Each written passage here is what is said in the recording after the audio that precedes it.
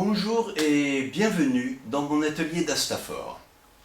Aujourd'hui, journée particulière, c'est un immense plaisir pour moi d'accueillir mon ami compositeur de musique contemporaine Roger Tessier, qui va me faire le plaisir de me donner en direct son ressenti, son avis, en découvrant mes dernières toiles consacrées à la musique et en particulier à sa musique, musique contemporaine. Roger Tessier, bonjour. Je suis vraiment ravi que tu aies accepté mon invitation. On se tutoie puisqu'on se connaît depuis une quinzaine d'années, si je ne me trompe, 2009. Et tu suis effectivement avec ton épouse régulièrement mes créations. Et là, je souhaitais cette fois-ci te recevoir pour avoir un avis particulier sur ma façon de traiter la musique, qui est une manière très différente. Je ne travaille pas dans ces dernières créations en écoutant la musique, que ce soit d'autres musiques ou de ta musique, mais je travaille d'une manière que je vais expliquer tout à l'heure plus précisément. Alors ce que je souhaiterais tout d'abord pour les gens qui vont nous écouter, que tu retraces ton cursus, qui tu es, ce que tu as fait très brièvement, comment tu te situes pour que les auditeurs et ceux qui nous regardent puissent comprendre quels échanges et pourquoi on a ce type d'échange. Voilà. Tout cela est tout à fait intéressant. Mon père, qui est violoncelliste, me met tout naturellement devant un violoncelle. Donc j'ai commencé les premières études instrumentales, mais poussé invinciblement, et c'est vrai, vers l'écriture, je me revois à l'âge de 12-13 ans écrire une sonate pour violoncelle et piano, forcément violoncelle. Très bien. Alors on peut découper le temps, ces 60 dernières années, en différentes phases, mais l'intérêt c'est de commencer plus 10 ans après, en 1960, mon opus 1, c'est aussi une sonate pour violoncelle et piano, qui a été jouée à Paris. J'arrive donc à Paris à 18 ans, 19 ans. Dans le monde de la musique, on ne peut pas envisager, entre guillemets, des carrières sans aller à Paris ou dans une autre grande capitale. Un autre événement, c'est 72, lorsque je rencontre, forcément, le jeu des rencontres est perpétuel, quelques compositeurs, et on décide de fonder un mouvement, un ensemble.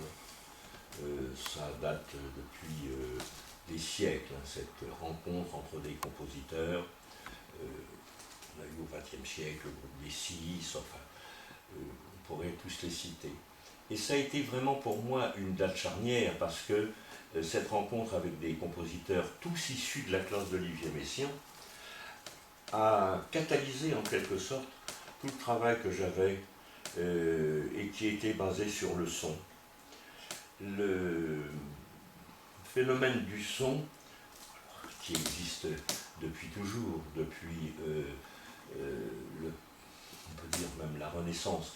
Quand je dis le son, mais le son comme vecteur de communication, comme porteur d'une aura particulière. C'est pas simplement la surface du son, c'est l'intérieur du son.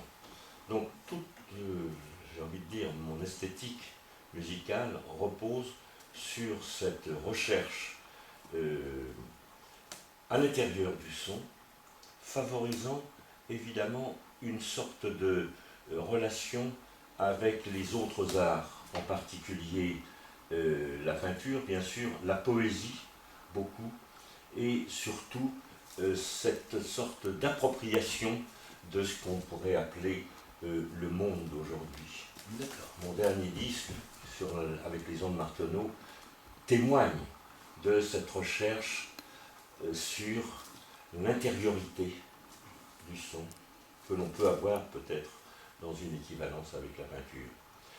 Mon rapport avec la peinture s'est fortifié à partir de la fin du siècle dernier, quand j'ai été nommé directeur du conservatoire du 14e arrondissement de Paris, ma secrétaire du conservatoire me dit « Monsieur le directeur, il y a Monsieur X, peintre, qui veut vous voir. » Dans le 14e, il y avait des peintres. Là, j'ai eu vraiment cette sorte de rapport direct avec la peinture. Giacometti avait en même temps son atelier. Donc, l'idée de la relation interdisciplinaire s'est fortifiée depuis à peu près 20 ans. Ce n'est pas seulement le son ou la musique, mais tout le rapport avec le son, avec la couleur, avec l'architecture des espaces. On pourrait peut-être qualifier ma musique de relation intime entre l'espace, la couleur et la lumière. Ce sont des termes que les peintres utilisent. C'est parti. Ce qui est intéressant, cher Roger, c'est que tu as eu et j'ai eu le plaisir, moi l'honneur, d'avoir entre les mains tes propres originaux de partition. C'est le manuscrit. Et je me suis régalé, tu t'en doutais un petit peu. C'est pour ça que je les ai confiés. Voilà. Puisqu'il y a dans ces partitions un graphisme, une énergie particulière qui m'a interpellé. Qui m'a interpellé et je me suis dit, mais moi qui travaillais sur la peinture, enfin la musique plutôt, en écoutant les musiciens, soit en direct ou par support interposé, je me suis dit, mais au lieu de peindre en écoutant, pourquoi ne pas essayer de décrypter la propre écriture du musicien?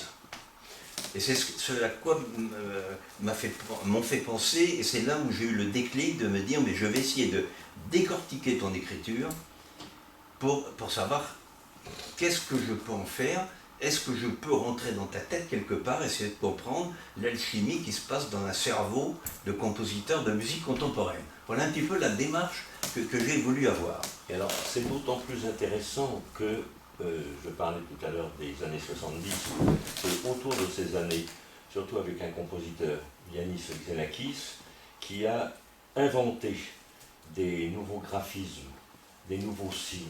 On a, je peux le dire sans ostentation, notre génération, donc les compositeurs qui ont maintenant un âge certain, sont les promoteurs d'une nouvelle écriture.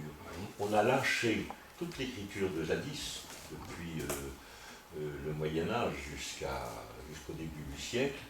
Ces partitions sont effectivement assez uniques dans la mesure où on a cherché des graphismes qui représentent évidemment la pensée musicale. Tu vois ici une grosse tache noire. En fait, c'est un amas de sons auquel nous donnons le nom barbare de cluster, donc qui représente exactement, c'est pas par hasard, c'est pas n'importe quoi, qui représente ce que nous entendons. Alors, il y a un double mouvement. D'une part, l'invention d'un graphisme au niveau de l'écriture, et puis surtout, un bond en avant dans les techniques instrumentales.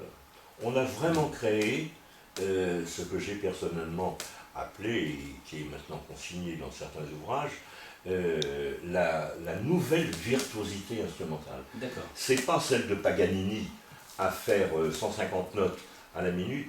Nous, c'est vraiment tout un travail de recherche sur les potentialités de l'instrument, qu'il soit avant ou à cordes. Ça, c'est une des spécificités de ce qu'on pourrait appeler la musique d'aujourd'hui, la musique de notre génération. Alors, je trouve une très bonne transition à ce que tu viens de dire, et afin de pouvoir arriver dans cette écriture toute particulière de la musique contemporaine, moi j'ai souhaité travailler d'abord avec les écritures d'autrefois, entre guillemets. C'est ça. Et j'ai tenté, dans différentes toiles que je vais te présenter, à partir de partitions tout à fait je dirais, anciennes. Tout à fait, tout à fait. Et là, on voit bien, même anciennes, c'est des partitions qui ont du vécu. J'ai voulu retrouver dans des albums de partitions, voilà, j'ai voulu trouver un matériau qui est du vécu. Oui. Pour pouvoir exprimer. Alors j'ai essayé d'exprimer également, tu parlais de nouvelles générations d'instruments, Oui. j'ai replongé dans des instruments plus anciens, et cette œuvre-là peut te rappeler peut-être quelques souvenirs. Tu parlais de violoncelle, mais c'est le contrebassiste là. Oui. On est assez proche dans oui, les figures. On reconnaît bien les 4 cordes de la contrebasse. Voilà, donc là j'ai tenté de redonner vie à ces partitions et en essayant de décrypter des instruments différents. Donc j'ai tenté ici la contrebasse, oui. Et donc c'est une œuvre finalement qui va servir pour le catalogue des expositions de l'exposition que j'ai fait à la galerie Depardieu à Nice du 12 septembre au 26 octobre. Et j'ai tenté ensuite de travailler d'autres instruments.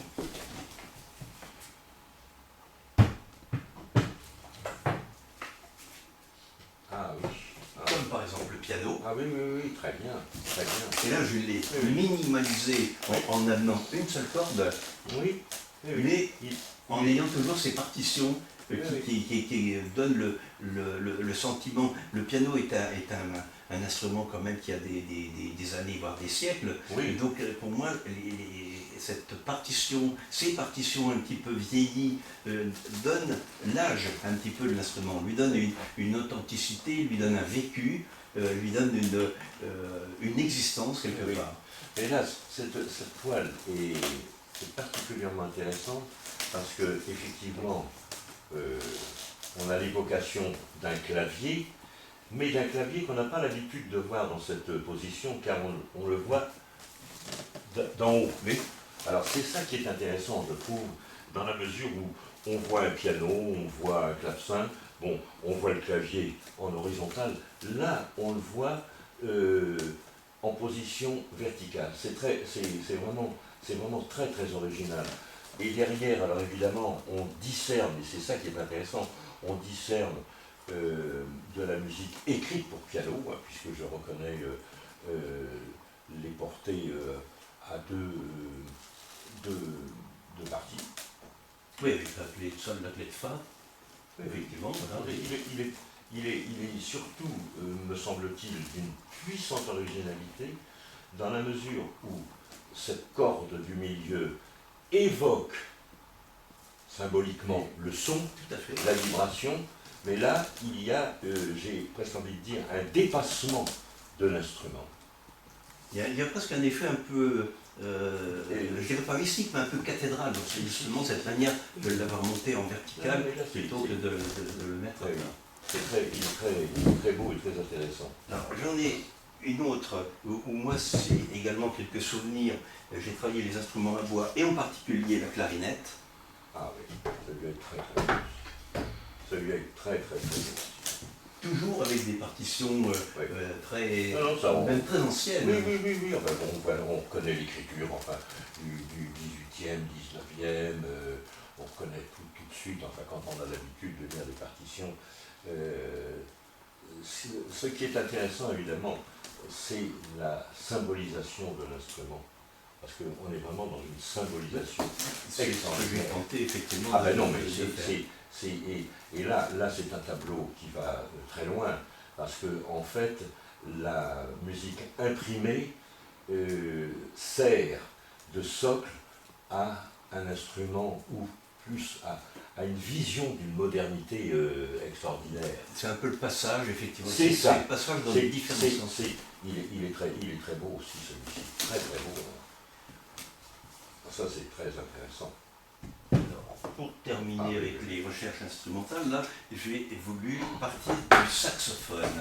Très beau. Et c'est pour ça que j'ai voulu retrouver, j'ai des souvenirs de musiciens de jazz, par exemple, qui avaient des sax qui n'étaient pas brillants comme un sous-neuf, et qui étaient altérés, qui avaient une matière, qui avaient un vécu, qu'on sentait le bien-être de l'instrument entre les mains de l'instrumentiste. C'est ce que j'ai essayé de retrouver effectivement dans là, on est dans une puissance créatrice absolument fabuleuse. C'est vraiment très, sans en rajouter beaucoup, mais dans une puissance de création, parce qu'il y a la forme du saxophone. Oui, sauf qu'il soit vraiment... Ah oui, oui, oui, non mais... Il est suggéré. Ben oui. On retrouve effectivement absolument la texture de l'anche du bois, oui, oui, on oui. Retrouve le côté quand même oui, oui. Puis on voit le... Non, ce qui est très intéressant, c'est la suggestion de l'instrument qui est à la fois réel et irréel.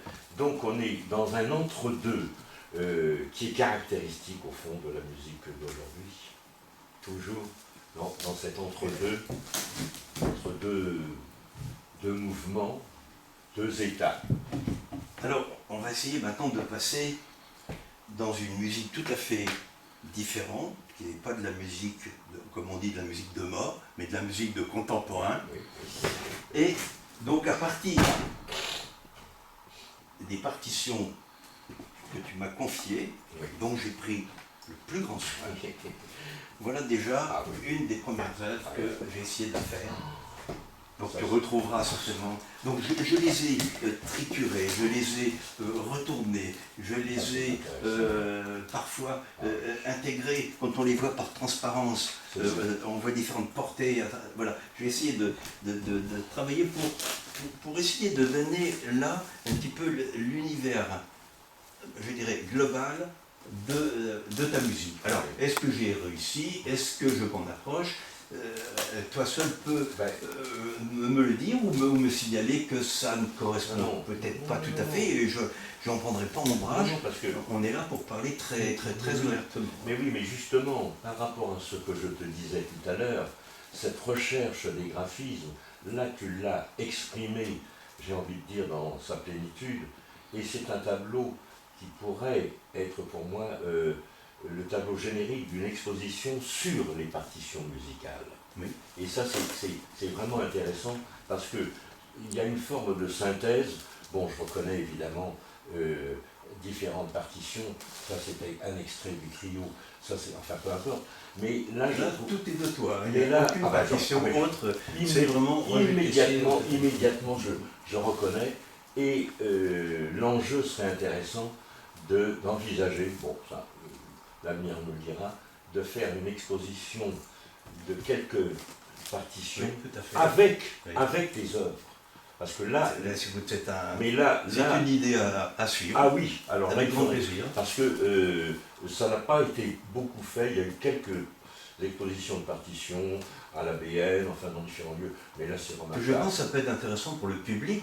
Le public est des fois déconcerté parce que c'est une musique qui est difficile pour un non initié, mais de voir peut-être où est l'humus de ce qu'il va écouter, je pense que ça peut être intéressant. Et en fond musical, le trio Ojma, il est là, c'était une commande de Radio France pour le trio à cordes de Paris en 1976. Alors tu imagines, là j'ai aussi la pièce, ça c'est une pièce aussi, j'ai envie de dire un peu, pardonne-moi, prophétique pour accordéon et vibraphone. Alors il y a tout un travail sur l'aléatoire, sur le hasard. Ok, d'accord. Donc tu as pris ce qu'il fallait. Tu as pris ce qu'il fallait, c'est remarquable, oui. Ça, cette pièce, d'ailleurs, on pourrait même la donner en direct, avec un accordéoniste et un vibraphoniste. C'est tout à fait singulier, ça. Alors ensuite... Ça, je pense que le public sera intéressé, forcément. Ensuite, j'ai voulu essayer de symboliser, de manière plus minimaliste possible, ta musique. Ah oui, ça c'est passionnant. Parce que j'en reconnais aussi, mais là tu transcendes, là tu fais l'œuvre sur l'œuvre. C'est-à-dire, j'expliquais des fois que quand, par exemple, on prépare une exposition, alors des fois il y a des commissaires d'expo ou maintenant des curateurs d'expo qui se définissent eux-mêmes comme les artistes, c'est eux qui font l'expo. Donc je me suis dit, mais là, entre guillemets, c'est moi l'artiste qui refait un petit peu la musique, qui la présente d'une autre manière. Oui, mais ça c'est très impressionnant, parce que je reconnais évidemment. Alors, ce dessin, si je puis dire, puisque le compositeur de chant, c'est un dessinateur, c'est en fait ce qu'on appelle, dans notre jargon, un réservoir de son, D'accord. et le musicien, l'interprète, ben, il plonge dans le réservoir Oui, je comprends. et il fait l'œuvre. Il a une liberté. Et il fait l'œuvre. D'accord. Donc, tu es sur le thème, un des thèmes symboliques de ce qui a été un des grands pans de la musique depuis 1950, ce que Xenakis, que je nommais tout à l'heure, appelait l'aléatoire. Donc, le hasard dans la musique. Et là, tu le fixes. Tu fixes le hasard. Oui, puis je le décompose encore. Ah non, mais c'est passionnant. Je l'expose également. C'est passionnant. Parce qu'au-delà, il y a évidemment la vision du peintre, la vision de l'espace, la vision et les couleurs. Toute cette Et harmonie. cette matière que je cherche, qui me fait penser, quand je t'écoutais des fois raconter ta musique, l'exprimer, quand tu parles du timbre particulier du son, j'essaie de donner une tessiture qui donne, effectivement, le son, c'est pas paf, une note, c'est quelque chose de vivant, c'est du vivant qui dans un ensemble de vivants. Je te répète, hein, je l'ai dit tout à l'heure, on ne travaille plus avec des notes, mais avec des sons. Nous sommes des architectes du son, de l'organisation des sons. On ne parle plus de notes. La note, c'est au fond une matière, une représentation. Mais là, justement, tu vas vers cette idée. C'est comme en peinture, on a du bleu, on a du rouge, on a du jaune, bon, ça n'est rien, on n'en fait rien, on les aligne l'une à côté de l'autre, mais si on ne sait pas leur donner une vibration particulière, des assemblages, des superpositions ou autres... On a le même vocabulaire, là. Tout à fait. Le mot vibration, le mot lumière appartiennent aux deux arts. Alors, pour terminer... Très impressionnant. Non, pas pour terminer, parce qu'après il y a les autres. Là, quand j'ai fait celle-ci, je me suis dit, il faut que je rentre dans la tête de Roger Tessier. Qu'est-ce qui se passe dans sa tête? Qu'est-ce qu'il y a dans sa tête? Donc là, je vais encore un petit peu plus loin. C'est toujours à partir de ton écriture, mais que j'ai mixé, que j'ai trituré. Oui, parce que là tu superposes des pièces différentes. Je reconnais... Oui, à l'envers, il y a des transparences. Ah bah oui, puis à l'envers. On avait vu l'autre jour qu'il y avait des transparences sur tes partitions, et j'ai trouvé ça intéressant, parce qu'on lit à travers un filtre finalement, et on essaye peut-être de découvrir l'âme du compositeur. C'est ça qui m'intéressait. La première fois que tu m'as montré les partitions originales, il y a quelque chose à en tirer. Il serait intéressant en janvier, cet intermezzo va être créé à Paris. Je ne sais pas, on peut peut-être organiser quelque chose pour présenter cette toile dans l'auditorium du Conservatoire du 14e, parce que c'est ce qu'il jouera. Ça n'a pas été créé encore. C'est en janvier. Et celle-ci, je l'ai appelée Arcane de la musique contemporaine. Oui. C'est-à-dire tous les mystères. Voilà, c'est ça. Voilà Je que je vais vous donner. Je l'ai vu tout à l'heure. Ça, enfin, on va en reparler, parce que là, ce serait un projet qui rehausserait encore l'événement qu'ils veulent faire au 14e avec... c'est passionnant. C'est très... Celui-là est j'ai presque envie de dire un tableau de maître, tu vois, la maîtrise. Alors, ensuite, je me suis attelé à celle-ci. Je ne sais pas si le cadrage permet. Voilà. Ça aussi. Alors là, comment on pourrait dire, je vais essayer de partir de ton vocabulaire. Je vais essayer de partir justement de ce vocabulaire particulier, de ce que j'ai cru percevoir, ce qui m'a interrogé, ce qui m'a intéressé dans ta musique. Je vais essayer de créer une œuvre, entre guillemets, une œuvre musico-picturale contemporaine, si on peut l'appeler comme ça. Si, et justement, alors celui-là est vraiment, ça, enfin, il va rester dans l'histoire, ce tableau, parce qu'en définitive, il repose évidemment sur des graphismes actuels, Mais évidemment, tu es dans la transcendance et dans l'agrandissement. Tu sais ce que Boulez disait, il faut organiser les délires. On n'est pas très loin de cette citation de Oui, Boulez. d'accord. Tu vois ce que je veux dire? Oui, Parce oui, que oui. là, on est à la fois dans une forme mais le génie que tu as eu, c'est effectivement de mêler, mais c'est pas mêler n'importe comment. Il y a un ordre. Il y a un ordre dans le désordre. C'est là où c'est vraiment intéressant. Parce que là, c'est en fait la recomposition d'un univers. Et c'est là où le peintre est prophétique. C'est ce que j'ai tenté de... Ben moi, je le reçois. Tu parles d'univers, c'est un peu le terme que mais moi, je le reçois. en fait. Je le reçois de cette façon. Je ne sais pas comment le public va pouvoir recevoir ce tableau, parce que ça, c'est quelque chose qui n'a pas été encore fait. Enfin, je n'ai pas le souvenir de toiles du XXe siècle. Mais ça, c'est absolument passionnant, parce que la musique est là, elle jaillit et elle percute. Et alors, dans cet univers de couleurs qui sont agencées d'une façon assez symbolique, des bleus célestes jusqu'au bleu très profond de l'enfer, on est vraiment dans cette idée de chaos à la fois symbolique, spirituel. Oui. On est ailleurs, Jean-Claude. Là, tu visites un monde qui existe probablement, mais qui...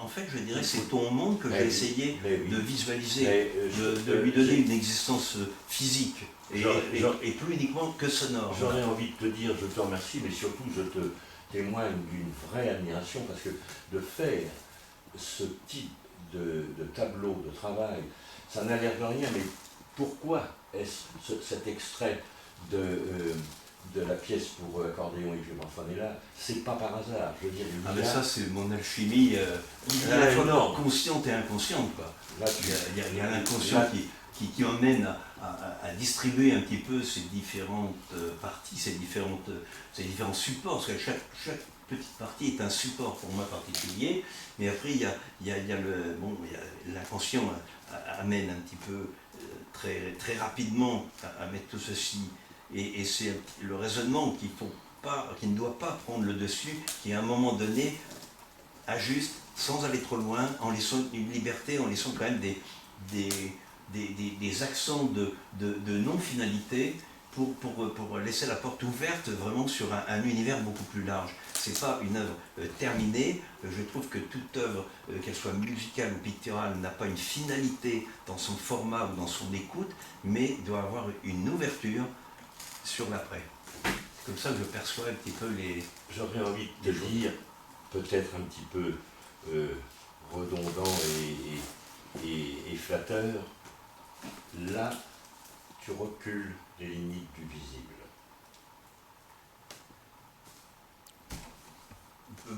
Peut-être, c'est pas moi le... La partition est l'expression d'une réalité. On écrit, Oui. et ensuite, l'alchimie, je reprends ton terme, c'est que ce qui est écrit va sonner. Donc on est dans la pure abstraction.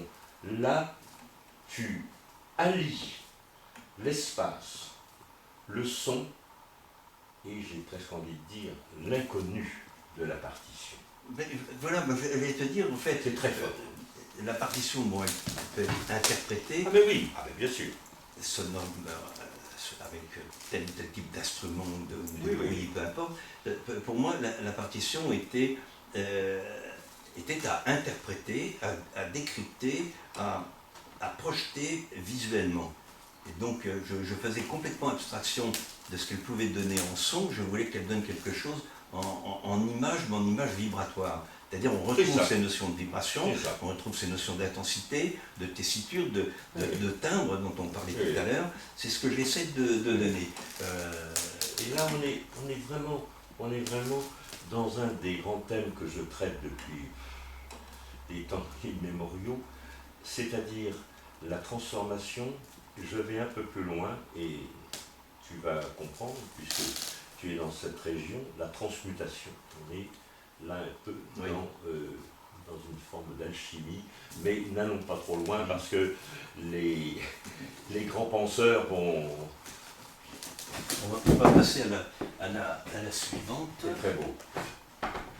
C'est magnifique, ça c'est très très beau. Oh, dis donc, je suis... Que ça tienne. Elle va être exposée à Nice. Non, pas celle-là, non. Ah bon? Non, celle-là ne va pas y être, et l'autre non plus. Ah bon? On n'a pas la place. Tu les gardes pour une autre exposition. Ben, elles seront certainement dans une autre... J'espère que des expositions pas trop longues. Alors ça c'est la toute dernière. Alors là, ce qui m'intéressait surtout d'essayer de décrypter, c'était surtout les notions d'onde, de résonance, et toujours à partir de tes partitions, sauf j'ai amené quand même, parce que au début aussi de ta formation, de ce que tu as pu écouter, il y a quand même de la musique traditionnelle, en très petite partie, je ne sais plus où, j'ai voulu amener ça. Par contre, tu as des choses qui sont à toi au niveau écriture, c'était peut-être même au crayon, je crois, ce genre de partition. Autrement, tout le reste, font partie de ton vocabulaire. Moi, ce qui me bouleverse et m'émerveille dans cette toile, c'est le mouvement. Là, on est vraiment dans un mouvement cosmique. Hein. Enfin, il s'intègre. Tu as aussi vers le haut, tu évoques la rotondité de notre planète. Et puis alors surtout ce mouvement que je vois de gauche à droite, qui est donc le mouvement universel. On commence à lire nous de la gauche. Ça, c'est impressionnant. C'est surtout la notion du flash, du mouvement. Il bouge, ça bouge partout. Je le vois même différemment maintenant, je vois effectivement une sorte de presque demi-sphère. Ah oui. Moi je vois vraiment pas vu. Je vois vraiment. Effectivement. Là tu évoques, c'est très tout de suite, il y a l'idée de l'évocation. On est dans l'infini, dans le cosmos, hein. Et ce centre qui est à lui seul à la fois une énigme et une grande clarté. Enfin, le son devient un objet vivant. Ce qui est le symbole, ce qui est notre symbole, puisque quand on parle de son, puisqu'on ne parle plus de notes, le son, objet vivant. Oui. Alors, c'est très, pas par hasard, sort depuis 3 jours un gros livre de 470 pages sur les compositeurs donc, de l'itinéraire. Je suis le premier. J'ai 120 pages dans ce livre et tout est dit. Alors il faudrait faire un rapport entre ton œuvre et ce livre qui est lancé dans le commerce. Il y a surtout, je vais te dire quelque chose qui me touche beaucoup, c'est l'infinité des bleus. Ça c'est impressionnant parce que là on est dans l'inconscient, mais effectivement ma musique est plus vers les bleus que vers les rouges ou les couleurs. Là il y a cette sorte de lumière, cette sorte de transparence. Là je parle évidemment, tu m'as invité à parler, mais mes deux grands thèmes, mes 3 grands thèmes depuis 25 ans, c'est le miroir, l'écho et la lumière. Voilà mes 3 c'est mes 3 grands thèmes. Écho ex aequo, toute la suite. Le miroir du silence. Alors le silence, on le garde. Mais là, il y a une forme de synthèse.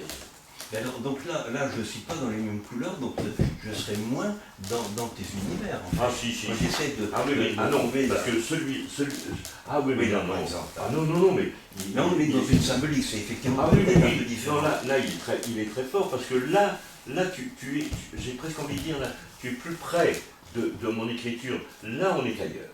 Là, on est dans un autre... Là, on est plus près du signe, tu veux dire? Oui. Et là, plus de l'univers. Ah oui, d'accord. Là, on est dans une très grande symbolique. ésotérique. C'est pas facile peut-être pour, j'allais dire l'auditeur qui voit. Non, non, le public doit être sensible. Donc attends, regarde ces détails, mais qui prennent un essor, les rouges qui arrivent, c'est fulgurant, c'est ma musique ça. Tu as traduit 50 ans de ma musique. Il y a des signes qui sont extraits de tes partitions. Oui, l'esprit. Voilà. Tu es allé au cœur de mon esprit. Là. Ça, pour moi, c'est l'œuvre symbolique qui est...